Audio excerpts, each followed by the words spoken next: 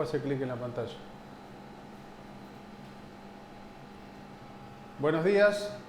Vamos a seguir en la cátedra de Geología Histórica en el módulo de Estratigrafía.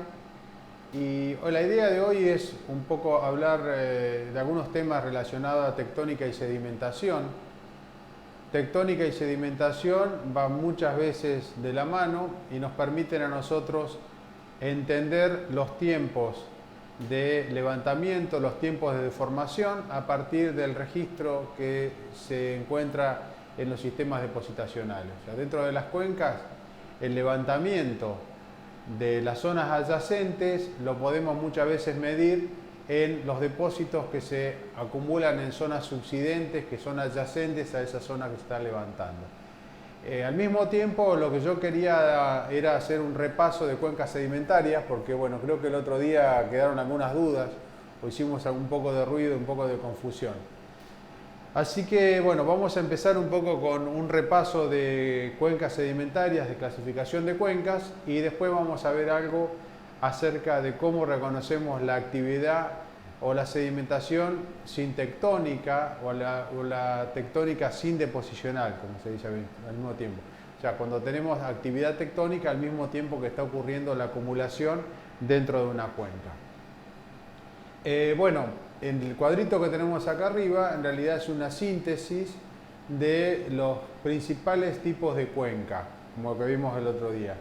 La cuenca de antepaís, en el cual decíamos el peso, esta cuenca se desarrolla por la flexura de la corteza provocada por el peso de una cadena corrida y plegada, en su tipo de la cuenca de Foreland.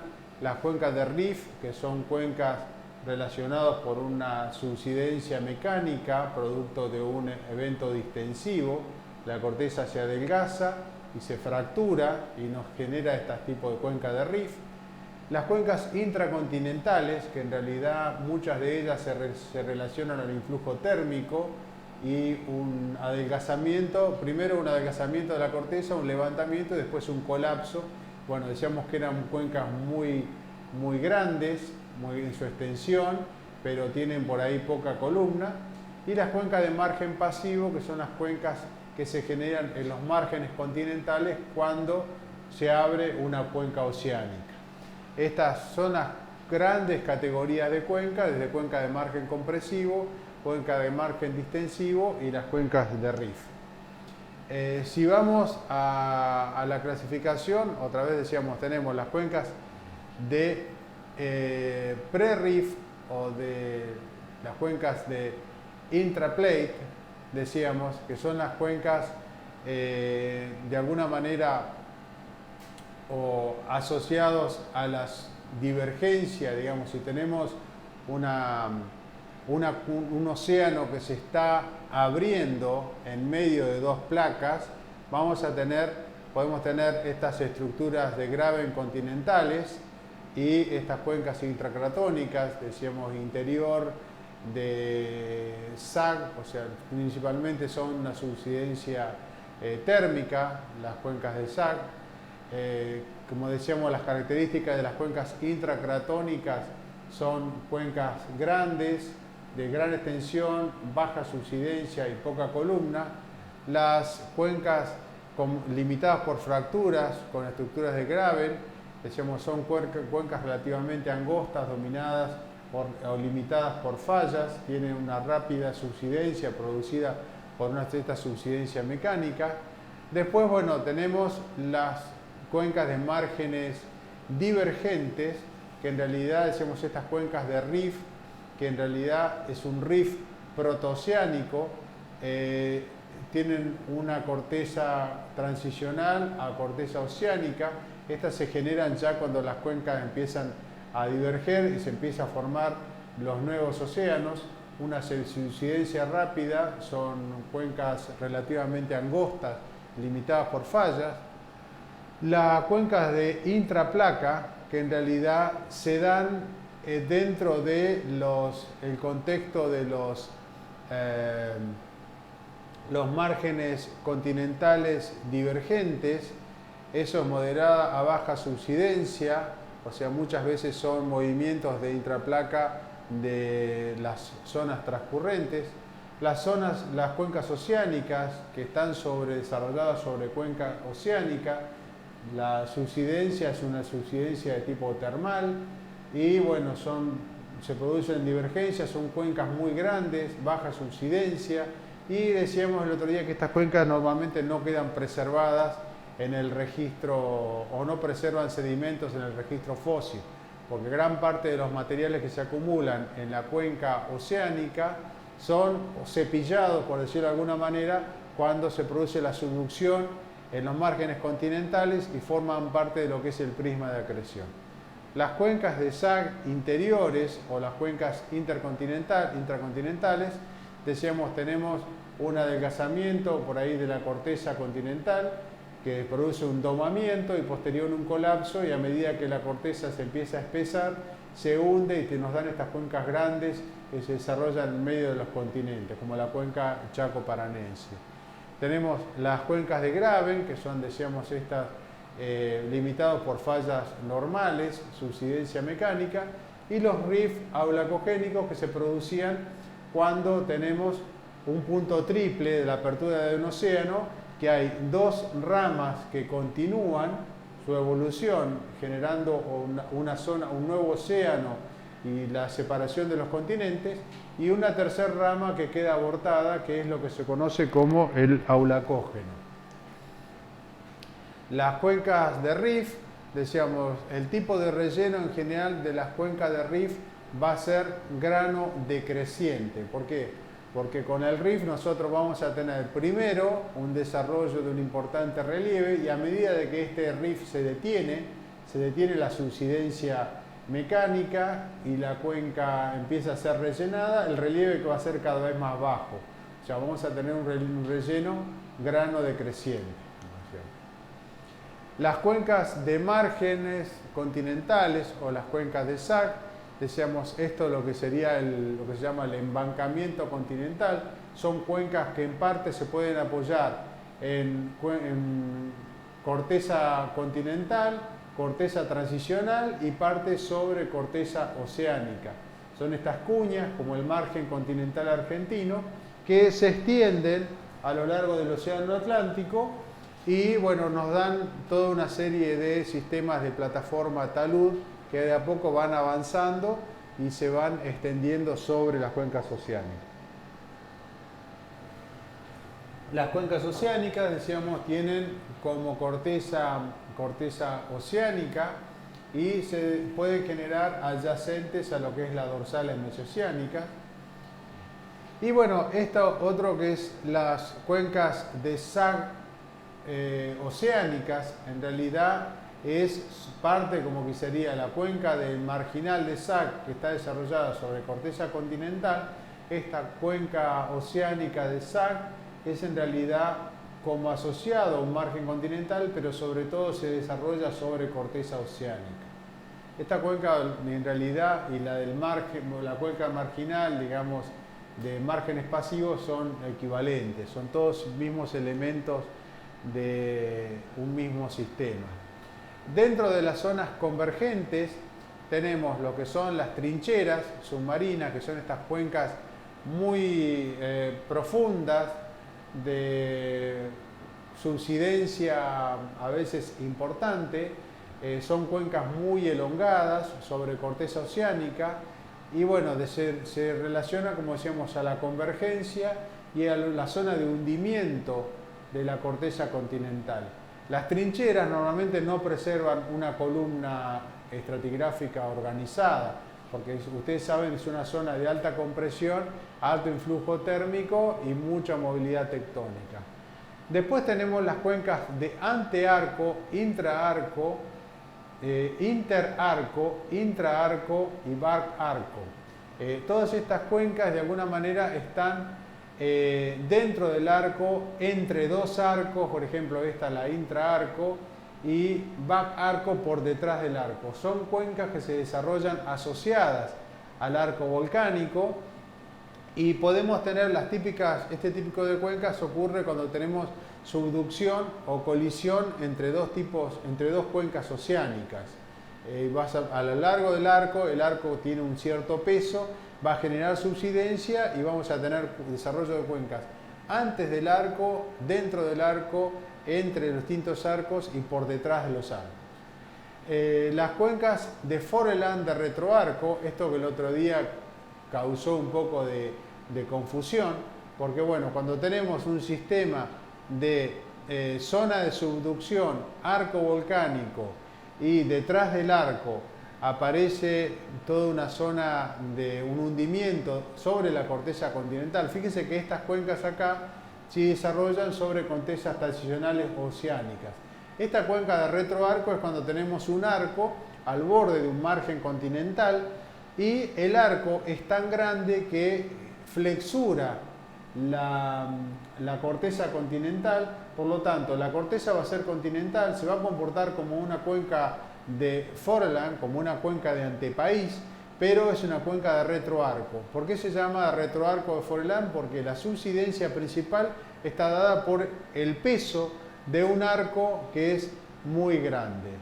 Después, bueno, tenemos estas cortezas proarco, decíamos, es o antearco, es también relacionado al peso del arco volcánico en las zonas, en cuencas oceánicas, pero no directamente atrás del arco, sino delante del arco, con corteza oceánica.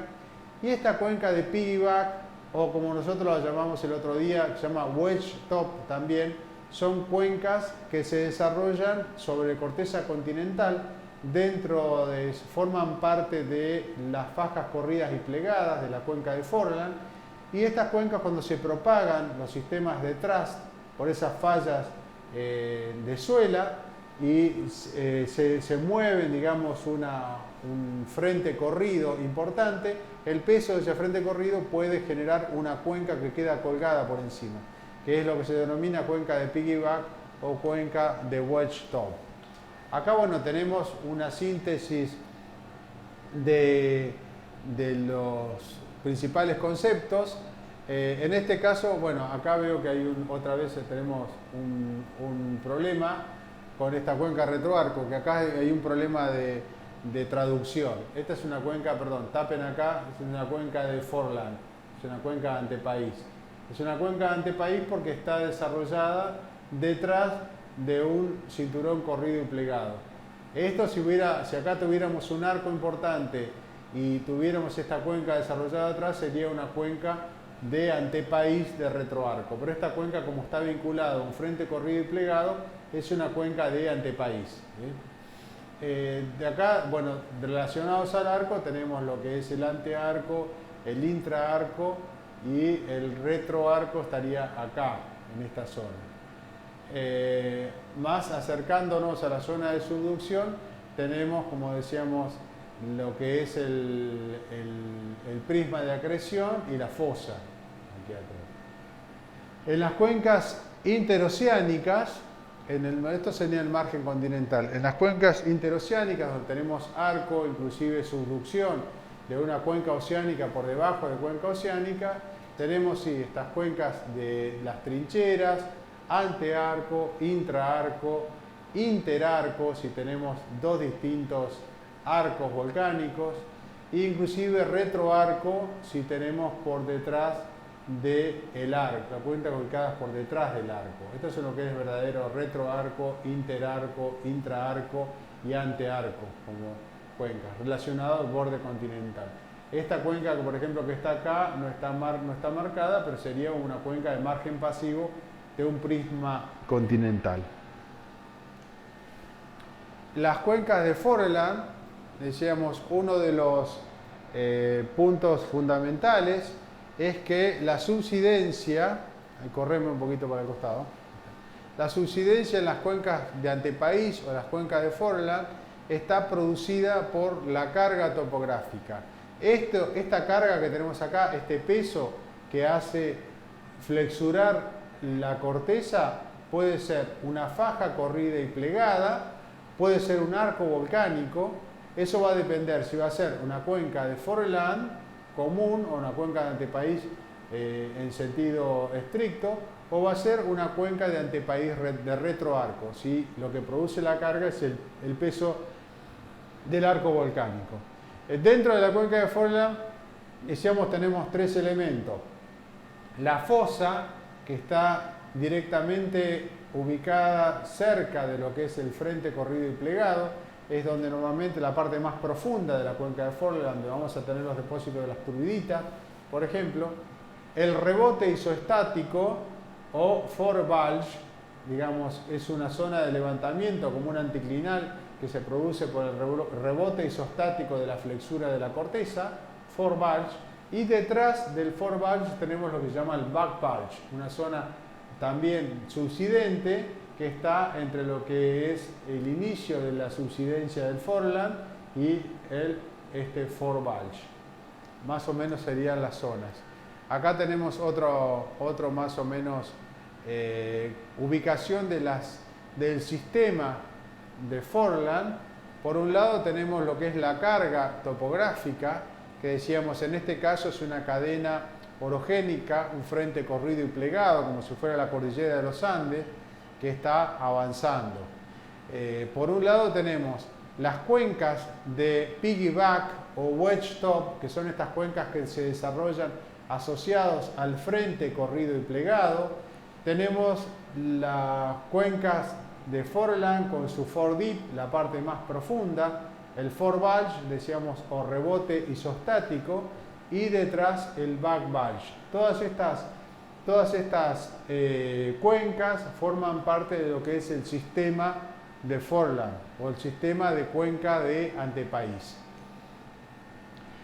Vamos a ver algún ejemplo. Las cuencas, como decíamos, evolucionan a lo largo de su extensión. Por ahí muchas cuencas se inician como cuenca de rift. Por ejemplo, la cuenca neuquina tiene una etapa de rift mecánico, que es la etapa inicial de la configuración de la cuenca, y posteriormente ese rift puede evolucionar hacia una cuenca de Foreland.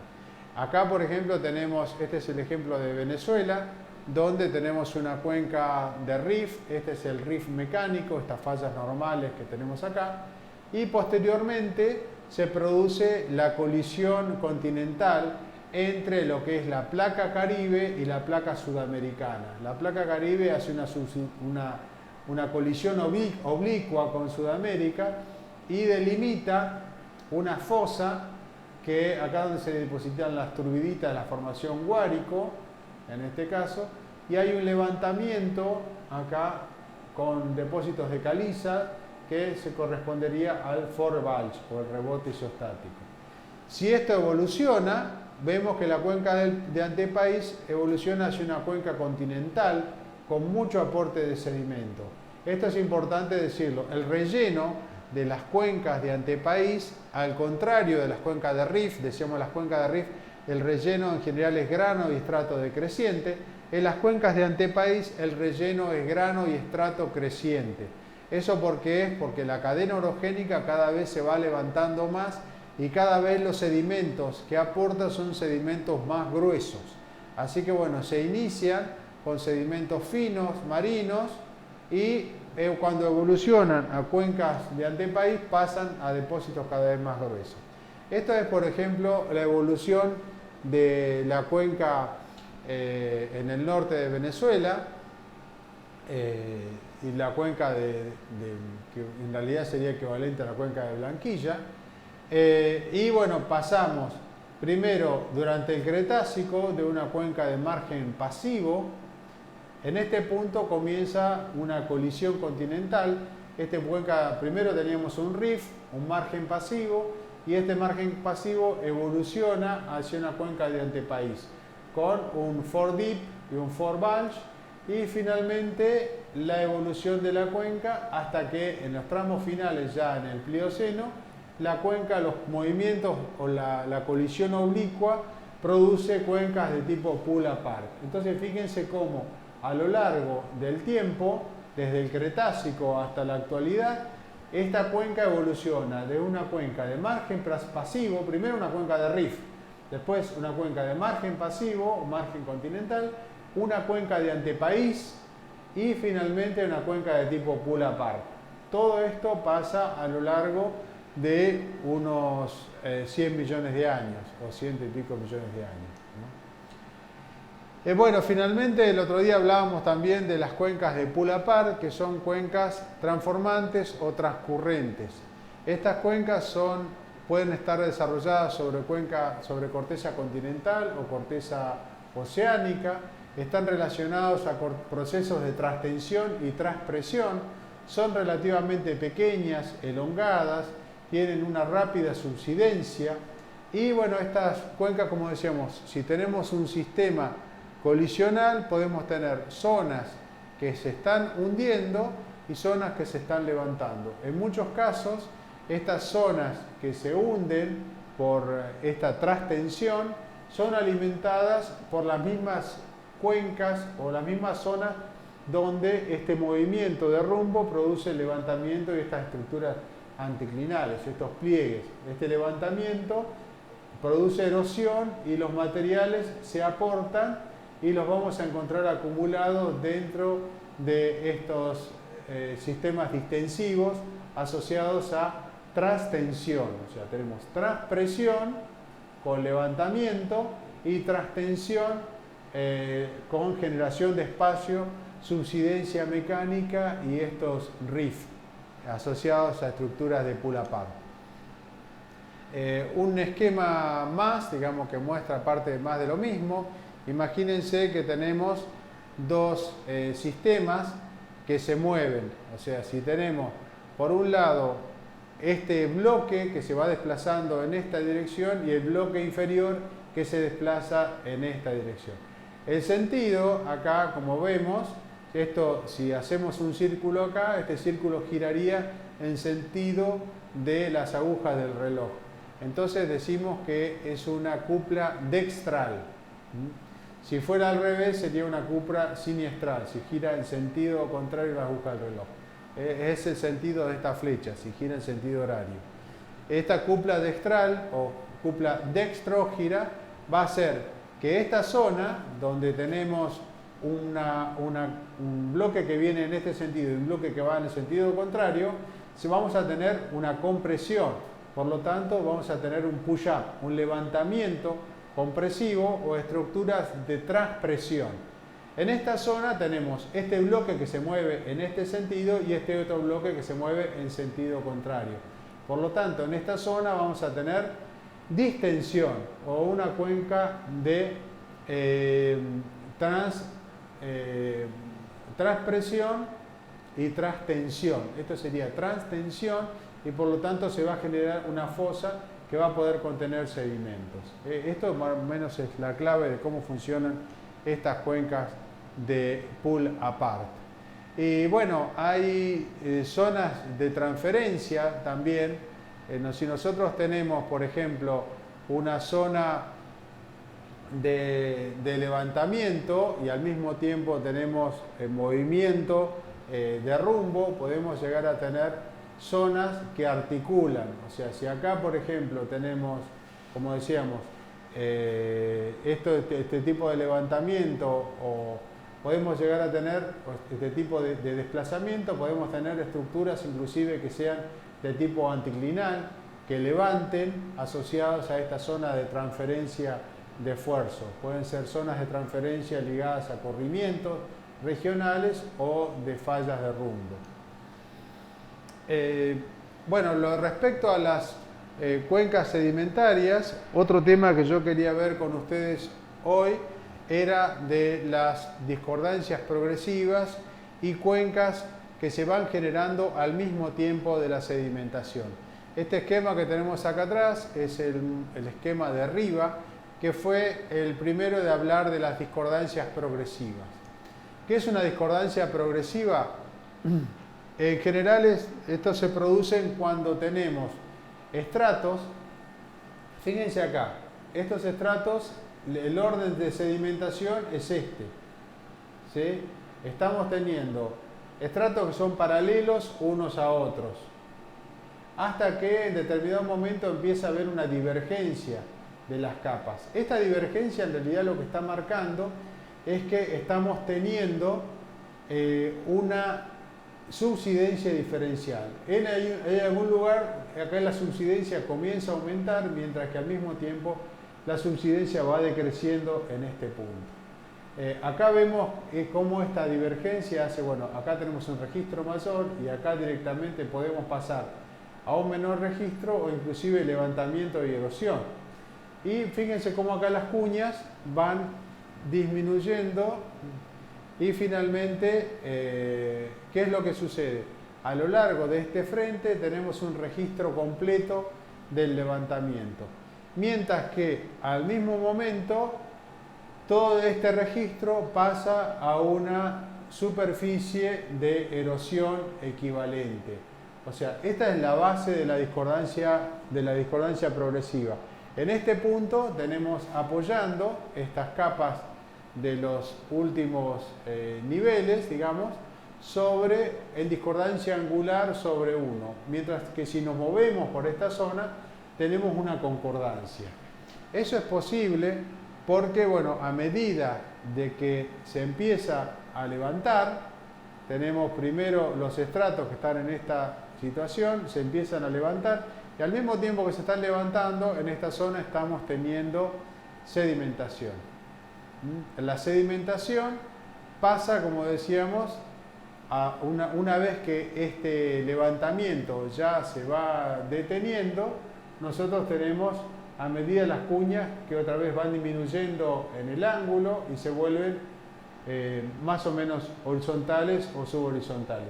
Esto nos da un registro completo de lo que es del levantamiento desde el inicio de la deformación hasta que la deformación termina y hace, bueno, que haya zonas, estructuras sinorogénicas o capas sinorogénicas. ¿Cómo nosotros reconocemos este tipo de estructuras? Es muy común dentro de las cuencas y nosotros nos permiten reconocer estratos de crecimiento.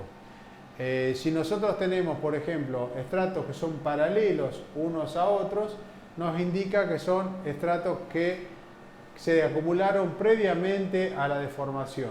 Si ya los estratos empiezan a mostrar deformación y terminaciones estratales, quiere decir que estos estratos se acumularon al mismo tiempo que se estaba levantando la columna. Entonces, bueno, esto es típico de las cuencas de antepaís, donde la sedimentación tiene lugar al mismo tiempo que estamos teniendo levantamiento, por ejemplo, en el flanco de un anticlinal. Creo que esta es la última. Bueno, hay algunas estructuras de inversión. Podemos ver esto y después hacemos algún esquema. Esta, por ejemplo, es la típica situación donde nosotros tenemos una falla lístrica, una falla normal, y esta falla, a medida de que va creciendo, vamos viendo de que hay una divergencia de las capas que van siendo más espesa al lado del borde de la falla, justamente por mayor actividad de la falla. Esta falla lístrica, que se produce por un proceso distensivo, si esto se invierte y empezamos a tener compresión, la misma falla en algunos casos puede ser aprovechada por el mismo sistema, dándonos una estructura de inversión tectónica. O sea, por la entropía del sistema es mucho más fácil, en vez de, si esta zona sufre compresión, es mucho más fácil reutilizar las fallas que ya existían. O sea, la compresión va a usar la misma falla normal que teníamos antes y nos produce una estructura de levantamiento de inversión. ¿No? Bueno, esto es típico, por ejemplo, de sistemas de rift. Acá tenemos un rift mecánico relacionado a este hundimiento, lo que sería una estructura sintectónica de rift o acumulada al mismo tiempo que se va produciendo esta distensión y la creación de espacio y este rift mecánico. Y si esto lo invertimos y empezamos a tener compresión, lo que podemos tener es un levantamiento y lo que es sin distensión, digamos, tenemos una primera extensión y acumulación dentro de un contexto distensivo. Este evento, que es un evento donde no tenemos deformación, y el verde que está por encima, que es posterior a la compresión. O sea, podemos llegar a tener en esta cuenca todos los distintos elementos, desde una distensión, acumulación dentro de una etapa de distensión, un evento de quiesencia tectónica y el verde que es un evento post-deformación. O sea que en este caso tenemos una compresión y erosión y sedimentación a ambos flancos de esta estructura de crecimiento, de esta estructura de tipo pop-up. Bueno, de estos van a encontrar en la literatura más o menos distintos elementos. Tenemos desde acá, por ejemplo, la distensión, digamos, esta parte de la estructura, esta acumulación es pre-distensión. Después tenemos el fallamiento y desplazamiento de estos bloques por evento distensivo.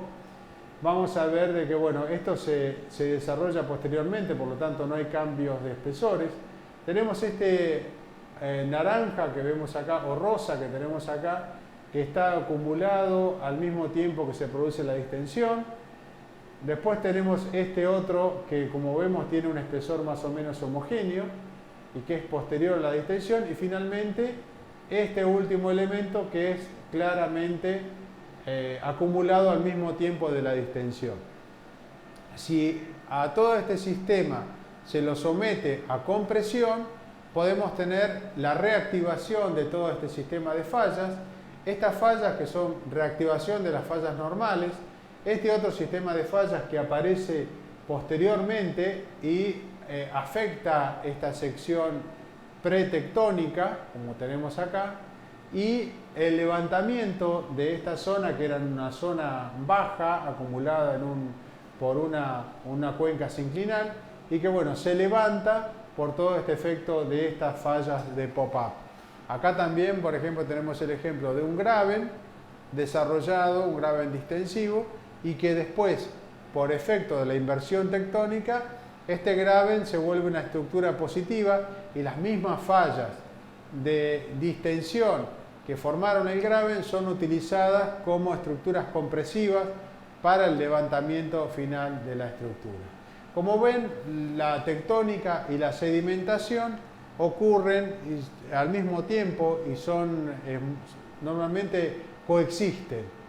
Si nosotros, bueno, muy importante para tener en cuenta son las estructuras de crecimiento, sobre todo si nosotros tenemos que pensar en el desarrollo o estructuras donde podemos llegar a tener, que pueden estar vinculados a la acumulación de reservorios de hidrocarburos. Si tenemos estructuras que están creciendo, tengamos en cuenta siempre que muchos de los reservorios clásticos, por ejemplo, si son reservorios de turbiditas, se van a ubicar, o las arenas se van a ubicar posiblemente en los flancos de la estructura y no en la cresta de la estructura, porque la estructura va a comenzar a ser una estructura positiva, que a nosotros nos va a limitar el desarrollo de esos o la acumulación de esas arenas.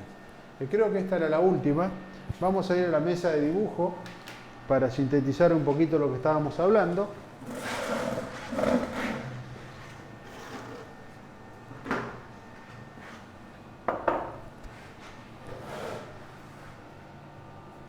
Y decíamos, un aspecto fundamental, por ejemplo, si yo veo que toda la estructura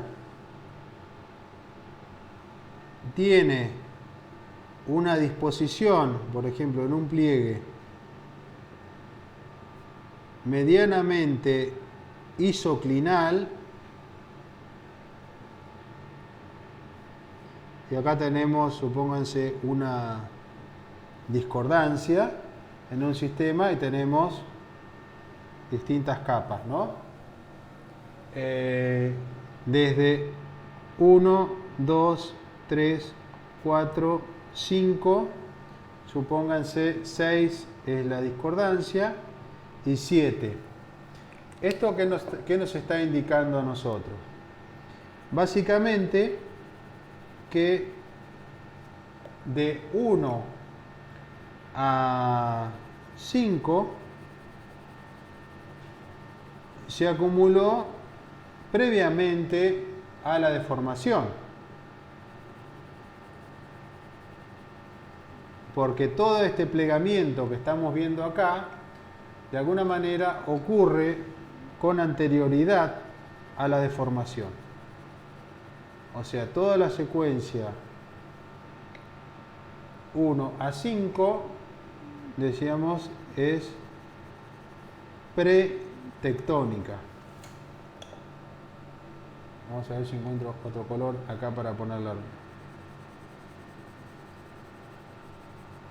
Entonces, esto es pretectónico.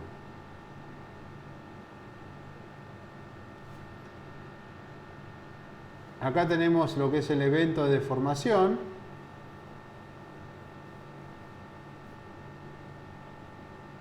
Y el 7 es post-tectónico.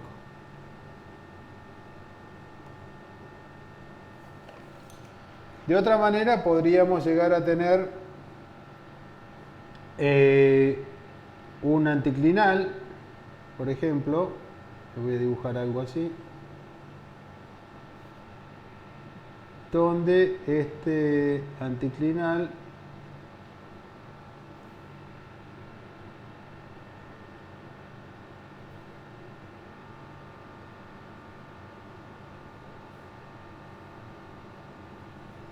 vemos acá desde, voy a hacer una capita más,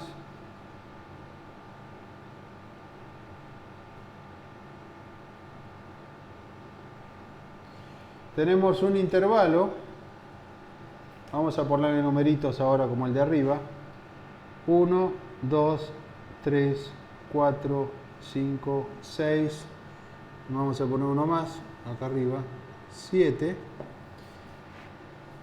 ¿Cuál es la diferencia con este otro modelo? Vamos a poner los colores. Por ejemplo, entre 1 y 2 vemos acá que las capas están, o los estratos, tienen más o menos geometrías similares. ¿Esto qué quiere decir? Que 1 y 2, en definitiva, son pretectónicos. Porque la subsidencia era más o menos pareja a todo lo largo de toda su extensión, por lo tanto no había grandes cambios en el espesor de las capas. ¿Qué pasa acá con 3? 3, 4 y 5. Lo que vemos básicamente es que estos intervalos 3, 4 y 5 muestran grandes cambios en los espesores. ¿Esto por qué es? Porque estos intervalos se están depositados al mismo tiempo que nosotros estamos teniendo una deformación tectónica. Así que estos son sintectónicos.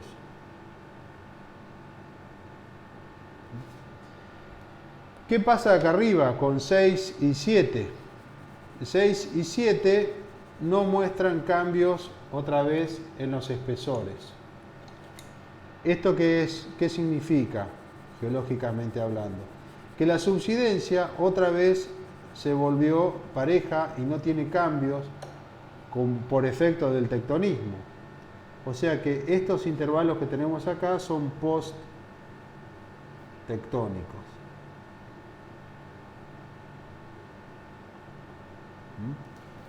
Y de esto, bueno, podemos tener muchísimas variaciones. Desde, como decíamos, tenemos acá la actividad tectónica, es lo que más estamos acostumbrados, ¿no? Tenemos acumulación, deformación, erosión y la acumulación de eventos posttectónicos. En este otro caso tenemos acumulación pretectónica, deformación y al mismo tiempo que estamos teniendo deformación, acumulación y posttectónico. No sé si se acuerdan cuando hacíamos el gráfico de Wheeler, ese gráfico de Wheeler que mostrábamos capas que decíamos tenemos algo así.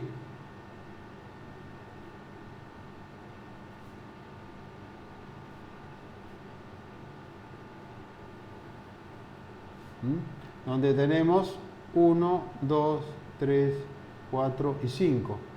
Si vamos acá, en esta zona, estamos teniendo una continuidad. Porque cada capa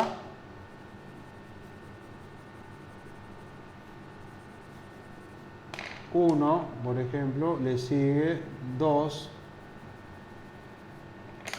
Acá le sigue 3 por encima, le sigue 4 y acá tenemos a 5.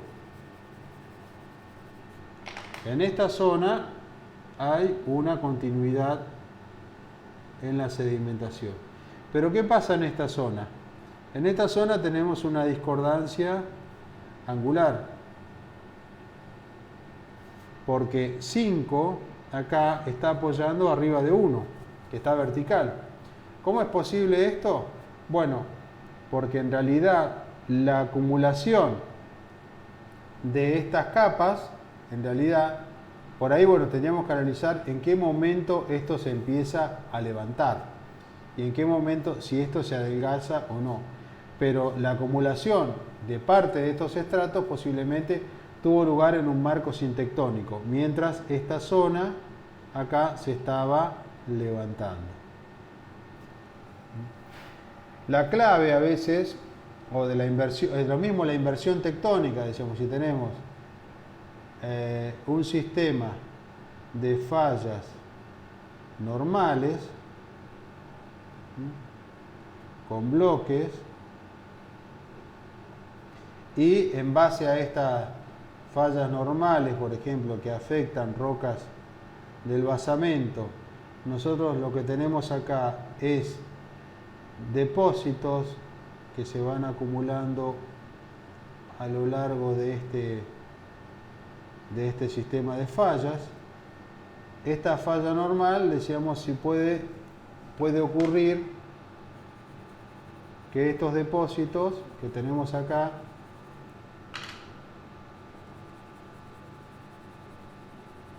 sintectónicos, cuando si esto, bueno, se produce como falla normal si nosotros tenemos acá una distensión. Si esto de alguna manera nosotros lo invertimos y esta distensión con un sigma 3 así, horizontal, este sigma 3 se convierte en sigma 1 y tenemos compresión, lo que va a pasar en muchos casos, si el sistema de esfuerzo o los ejes parcialmente coinciden, o lo que puede suceder es que parte de estas estructuras que nosotros tenemos originalmente aprovechen el mismo sistema de falla lístrica y la que era una falla normal pase a ser una falla, normalmente se marca de esta manera. Se marca de esta manera y tenemos acá las capas, por ejemplo, estas capas naranjas que tengo acá. Lo mismo estos bloques de basamento pueden llegar a aparecer acá arriba montados.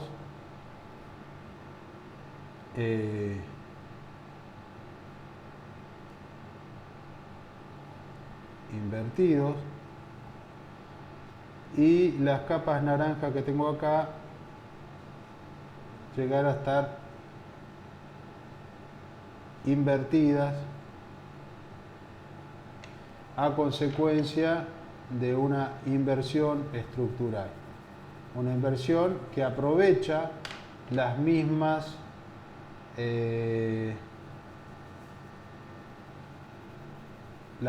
fallas que actuaron en un momento como fallas normales y ahora actúan como fallas inversas, por producto de la... Decíamos, eso es lo que se llama también inversión estructural. Bueno, lo mismo la inversión estructural podemos llegar a tener acá arriba de esto, como decíamos, si se detiene, nosotros lo que vamos a encontrar va a ser depósitos que van a estar asociados a estos flancos y posteriormente la sedimentación, como vemos acá, continúa a ambos flancos de la estructura, de manera tal de que pasamos de una actividad tectónica compresiva a una etapa de quiesencia estructural. O sea, esta etapa acá, esto que tenemos relleno que tenemos acá arriba, es post-tectónico. Bueno, algunos conceptos como para ir pensando.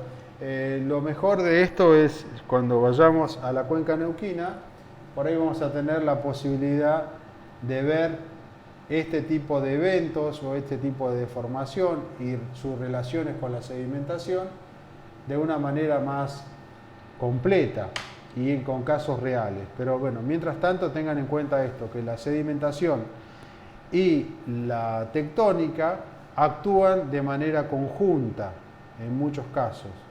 Y no solamente siempre vamos a tener depositación o deformación. En muchos casos tenemos deformación al mismo tiempo que estamos acumulando el sedimento. Bueno, con esto ya tenemos esta parte de la... espero que les sirva para la práctica. Si no, bueno, durante la práctica también tienen la posibilidad de preguntar y de discutir sobre estos temas. Muchas gracias y nos vemos en la próxima.